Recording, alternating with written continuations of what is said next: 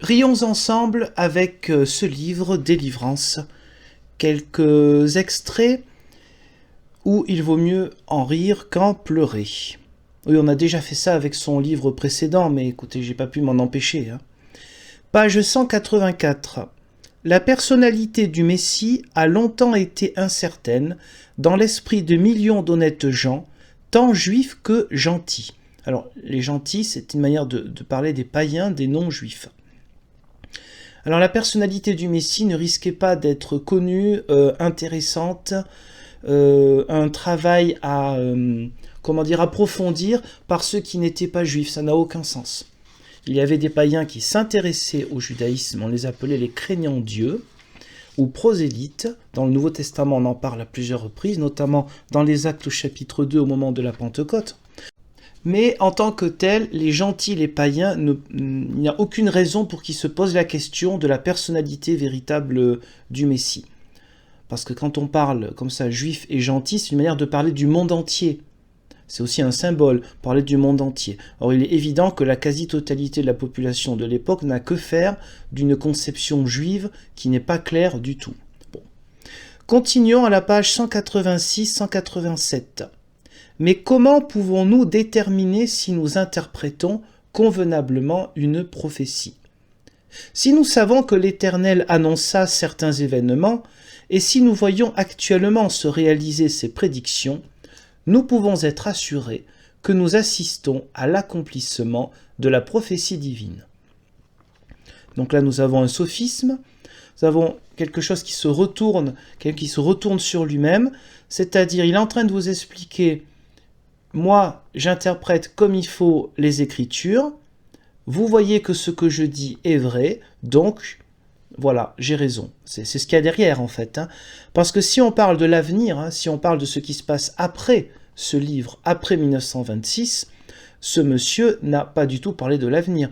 Quand il essaie de montrer qu'il a raison, il vous parle que du passé. Alors ça c'est sûr, c'est facile, parce que les interprétations du passé, elles varieront en plus selon les livres, mais ça, ce sera sûrement, Dieu voulant, une autre série avec des documents plus récents.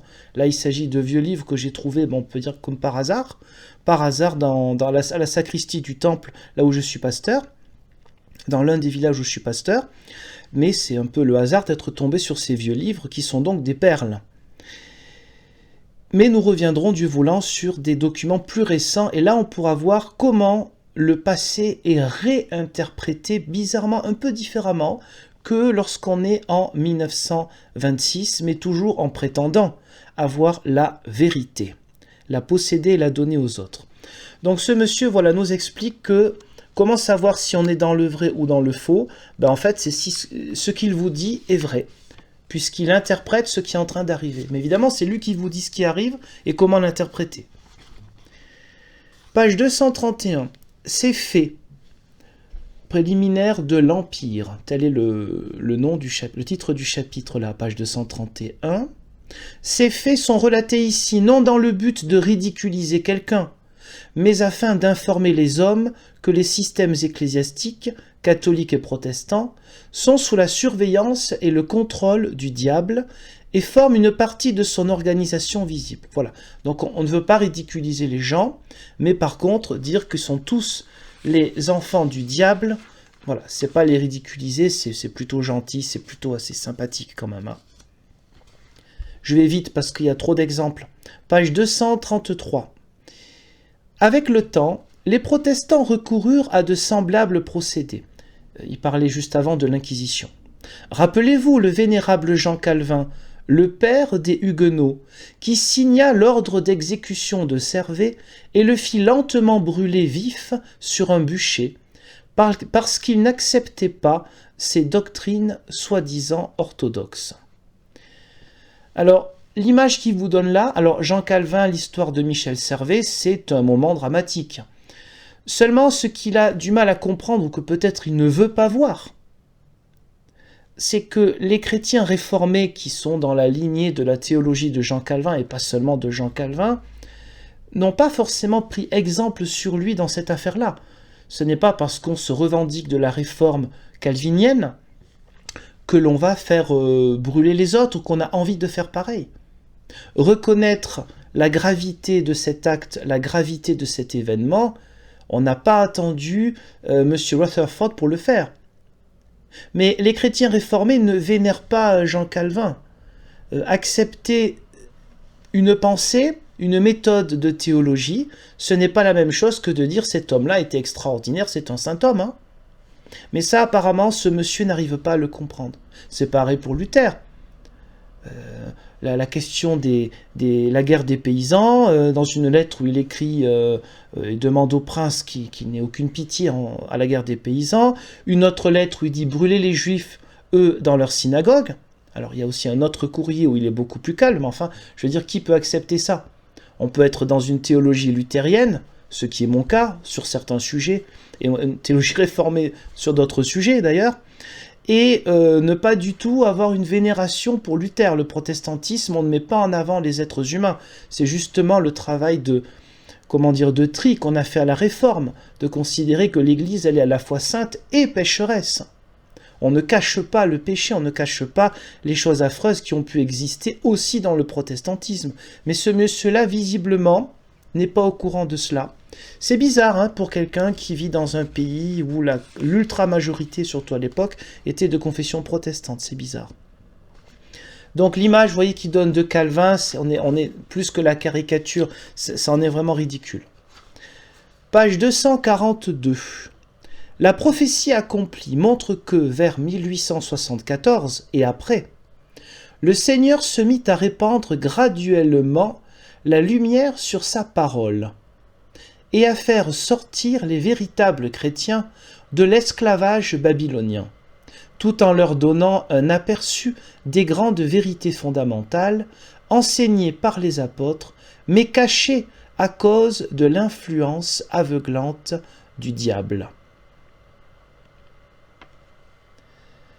Donc là, je vais peut-être pas faire de dessin car on revient un peu trop là-dessus. L'esclavage babylonien, certes Luther avait repris l'image babylonienne, la captivité babylonienne de l'Église en 1520 pour parler de la Rome vaticane de l'époque, là où les mœurs, la pensée, la manière de vivre du pouvoir catholique romain de l'époque étaient comparables aux grandes dictatures et pas acceptables sur un plan chrétien. Mais ce monsieur reprend la même chose dans un contexte qui est bien différent, cela ne lui pose aucun problème. Alors, aussi petite précision, là je vais chercher peut-être un peu loin, mais on parle de graduation, hein, de graduation dans la connaissance. Ce monsieur n'a aucun problème pour reprendre, mais de manière lamentable, on ne peut pas faire de comparaison, pour reprendre ce que normalement le protestantisme n'apprécie pas dans le catholicisme romain, c'est-à-dire d'avancer dans certaines connaissances, voire des dogmes qui, finalement, à notre sens, ne correspondent pas forcément à l'enseignement des Écritures. Et ce monsieur, pourtant, il fait pareil, alors pareil, désolé pour ce mot, que le catholicisme romain en parlant de graduation. Ça veut dire que non seulement la vérité est rétablie en 1874, mais en plus, graduellement, on va continuer à l'enseigner. Évidemment, il faut bien qu'il marque son assise, son empreinte sur le mouvement, et que le mouvement ne soit pas seulement russellite, comme on pouvait le dire à l'époque. Page 250. Le 11 novembre 1918, je vous rappelle, là on est en 26. Avec la signature de l'armistice, la guerre prit soudainement fin. Personne ne put donner une explication plausible de cet événement, car aucun adversaire n'avait remporté la victoire. Alors, petite pause, il dit personne n'a compris, mais lui il a compris quand même. Donc avant d'écouter sa vérité qui vient du ciel, personne n'a explication plausible, ce monsieur a un problème de compréhension, il ne sait pas lire ou il ne fait pas utiliser son intelligence. Les gens, ils n'en pouvaient plus. Hein. De véritables vainqueurs, y en avait-il un sur les champs de bataille? C'est sûr que ça se discute. Quand on prend les 4, même en tout 5 années de guerre. Mais par contre, le fait que le monde n'en puisse plus, ça ne vient pas lui titiller l'esprit, non. Donc personne n'a compris, mais attendez, lui il a quand même compris, on reprend. La véritable raison de la cessation des hostilités est clairement indiqué par les Écritures. Le Seigneur désirait que la guerre mondiale, la famine, la peste, les tremblements de terre, la persécution des chrétiens, oui c'est eux, hein, c'est pas les orthodoxes, hein, sont eux les chrétiens, hein, servissent de témoignage à ceux qui apprendraient que Christ était présent, son royaume proche, et que le vieux monde était parvenu à son terme. Mais ce témoignage ne pouvait pas être rendu librement aux nations et aux peuples, tandis que la guerre était en cours, et que beaucoup de témoins de Jéhovah languissaient en prison. Là, on a le terme témoin de Jéhovah, tiens. Je le remarque que maintenant, on est en 1926. La traduction est de l'époque, en 1926. Donc, comme toujours, il y a ces pauvres, alors là on peut le dire, témoins de Jéhovah. Par contre, les millions et millions d'autres personnes qui reviennent, alors il y a les mutilés, il y a les familles en deuil, il y a ceux qui sont morts, ceux qui ont vécu comme des rats dans les tranchées, ça, on s'en moque totalement. Il n'y a que quelques milliers de personnes qui ont la vraie foi, il faut que vous compreniez cela. Tous les autres, c'est le diable. Et la guerre mondiale, Dieu l'a utilisée avec la peste. Vous voyez quel Dieu c'est, hein? Dieu voulait montrer, à travers toutes ces horreurs, que Jésus était présent maintenant. Voilà. Alors, je vous invite à lire ou à relire le Nouveau Testament, évidemment. Les évangiles, quand Jésus est présent, qu'est-ce qui se passe? Qu'est-ce qu'il dit? Comment il réagit? Qu'est-ce qu'il fait? Et voilà, et faire la comparaison avec son règne, qui a commencé alors en 1874 ou 1914 ou 1918, on ne sait pas trop, ça dépend des années, hein. Ça change, avec les guerres, la peste, etc. Voilà. Regardez l'image, que vous soyez croyant ou non. Que fait Jésus? Que fait-il dans le Nouveau Testament? Est-ce qu'il considère que le plus important, c'est qu'il y ait des atrocités dans le monde pour que les gens comprennent qui il est lui? Ou est-ce qu'en fait, il va donner sa vie et donc pas accepter que d'autres massacrent d'autres personnes pour montrer qu'il est présent? Voilà, je vous laisse un petit peu réfléchir, méditer sur cette question-là, qui est une question assez sérieuse, sur qui est Jésus, qui est Dieu. Même un regard athée extérieur, prenez-le comme un personnage si vous êtes athée ou peut-être agnostique. Quelle est l'image? Que fait Jésus? Que disent les évangiles, qu'on y croit ou pas? Et comment il fait dans ce livre-là? Voilà. Vous verrez quand même une différence assez féroce, hein. Continuons à la page 261. Il semble tout à fait évident que le prophète Daniel, en parlant de la pierre qui s'est détachée sans le secours d'aucune main, mentionne la naissance de la nation, la nouvelle nation, le nouveau monde, hein, pour préciser le contexte de ce livre-là, contexte de ce chapitre précisément, vers la fin de la guerre mondiale en 1918. Les dénominations ecclésiales, particulièrement le clergé, les conducteurs et les principaux de leurs troupeaux, qui prétendaient croire en Christ, Jésus et le suivre, reçurent d'abondantes preuves tirées de la Bible et de la prophétie accomplie, que le Maître était présent, que le monde expirait, que le temps de l'établissement du royaume de Dieu était venu. Petite pause avant d'avoir la précision de son argument, nous sommes à la page 261. Dans le christianisme, normalement, hein, je mets toute confession ensemble, même à l'époque, on n'a pas besoin d'avoir des horreurs devant les yeux pour nous prouver quoi que ce soit. Si on croit, on essaye toujours de croire en Jésus-Christ, si on essaie d'avoir confiance en lui, on n'a pas besoin jour et nuit de preuves. Le royaume de Dieu s'est approché, réalité que Jésus a explicitée et a incarnée quand il est venu dans le monde. Pour nous, pour tout le christianisme, il n'y a pas de trou entre le moment de la première génération des apôtres et 1874. Le Christ a toujours été présent. Je suis avec vous tous les jours jusqu'à la fin du monde. Et non pas, je suis avec vous, premier chrétien. Ensuite, on va jouer à la devinette, on va faire le secret pendant 18 siècles. Et après, ceux qui auront la chance de vivre dans 1800 ans et qui auront la chance d'écouter M. Russell et M. Rutherford, ceux-là seront dans la vérité. Non, c'est pas ça qui a marqué dans les Écritures. Je suis avec vous tous les jours jusqu'à la fin du monde. C'est un message de confiance, un message de foi, un message d'espérance.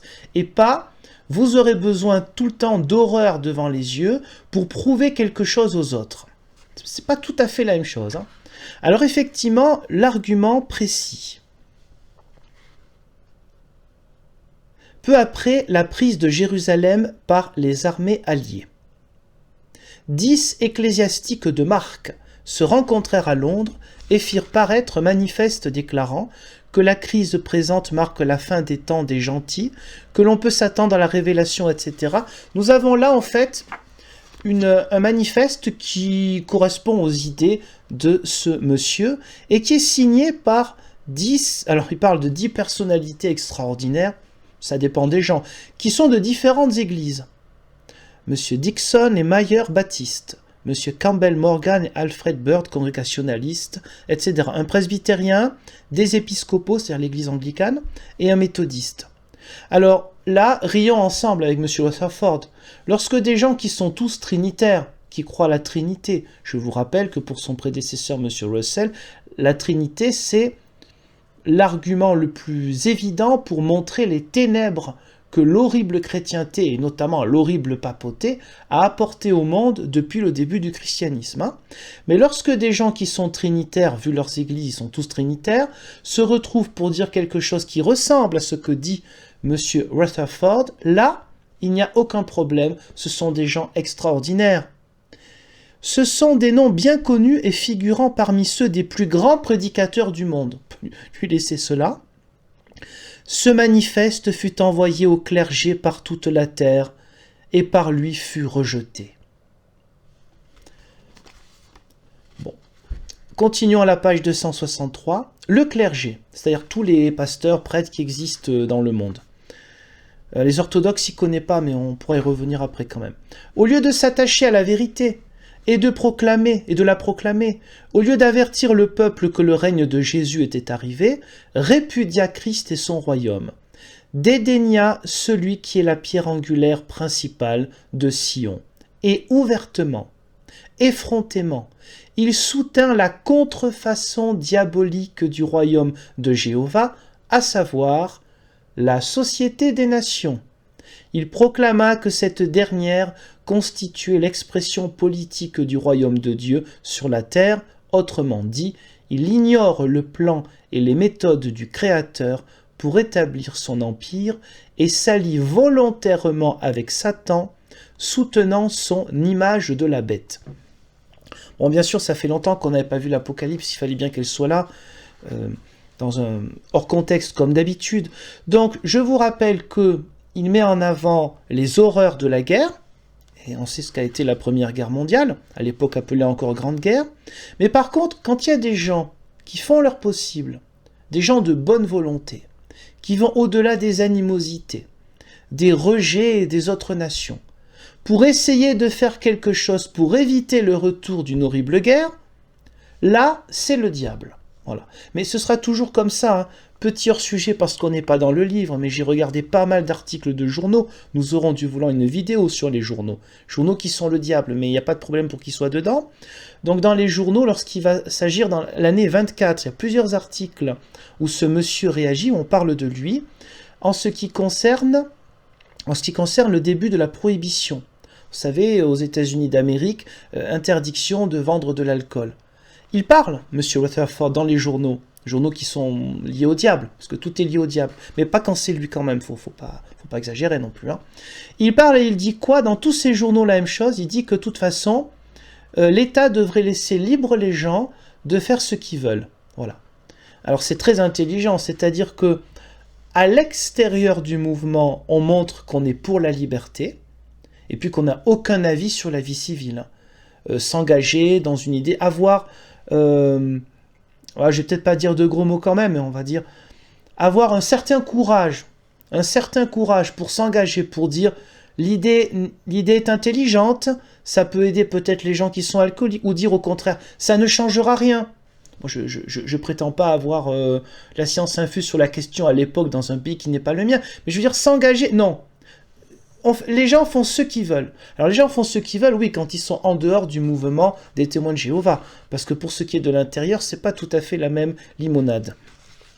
Donc pour ce qui est de la paix, Si vous cherchez l'idée comme quoi il faut, avec des gens de bonne volonté et des gens qui ne croient pas comme vous en Dieu ou qui ne croient pas en Dieu, chercher la paix dans le monde, ça c'est le diable.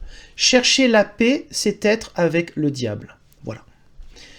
Page 266, la Bible dit « Malheur à la terre et à la mer », évidemment l'Apocalypse, « car le diable est descendu vers vous rempli de fureur, sachant qu'il ne lui reste que peu de temps. » Apocalypse 12, 12. Depuis la guerre mondiale, les fardeaux des peuples se sont alourdis.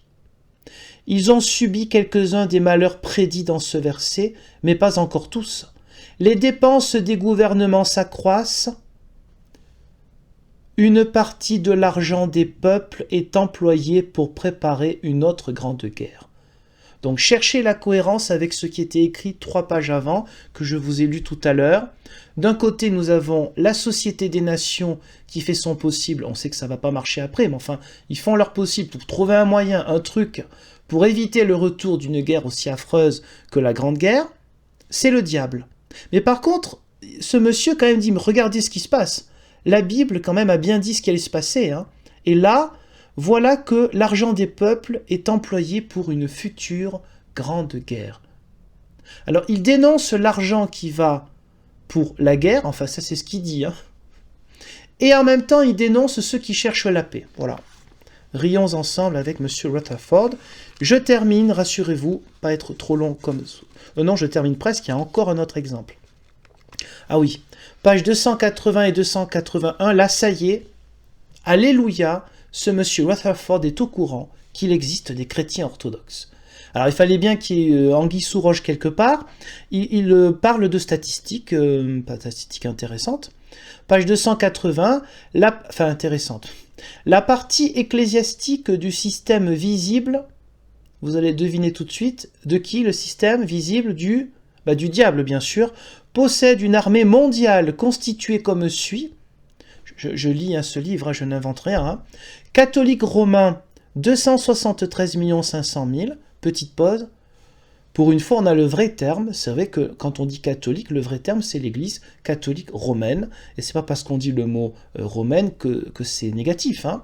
C'est normalement le nom réel de l'Église catholique, c'est l'Église catholique romaine. Voilà. Pas forcément dénigrant, pas du tout. Je ferme la parenthèse. Ensuite, nous avons catholiques orthodoxes, 121 800 000, etc. Bon voilà, il fallait quand même qu'il se plante, il ne pouvait pas dire chrétien orthodoxe, une catholique orthodoxe. Bon, protestants 170 millions, etc. Les dénominations protestantes accusent aux États-Unis seulement 32 502 199 membres, répartis parmi 106 sectes différentes. Les nombres du tableau précédent embrassent la religion soi-disant chrétienne de l'institution de Satan. En plus, il y a 1,17 983 000 païens contrôlés par des prêtres qui adorent ce que l'apôtre dit clairement être Bélial. Donc Bélial qui est une reprise de fausses divinités à l'époque de l'Ancien Testament. Donc là, évidemment, pas besoin d'avoir fait bac plus 50 en théologie ou des études littéraires pour avoir compris qu'en parlant de Bélial, il essaye de trouver un autre mot qui sera un synonyme du mal et de l'horreur satanique. Parce que sinon, ça veut dire qu'il croit aux divinités païennes. Hein. C'est l'un ou c'est l'autre. S'il croit que Bélial existe, ça veut dire qu'il croit qu'il y a des faux dieux. Donc à un moment, il faut être logique. Donc voilà, donc vous avez compris, le monde soi-disant chrétien, c'est Satan, et tous les autres, c'est Bélial. Voilà. Et là, un dernier exemple. Oui, pour terminer, quand même, quelque chose d'un peu léger, juste une phrase. Là, je fais un peu exprès, hein, mais c'est gentil, c'est léger pour terminer cette vidéo. Page 357. Le bonheur est une condition de félicité. Voilà, je vous laisse là-dessus en vous disant à la prochaine, Dieu voulant, pour d'autres vidéos.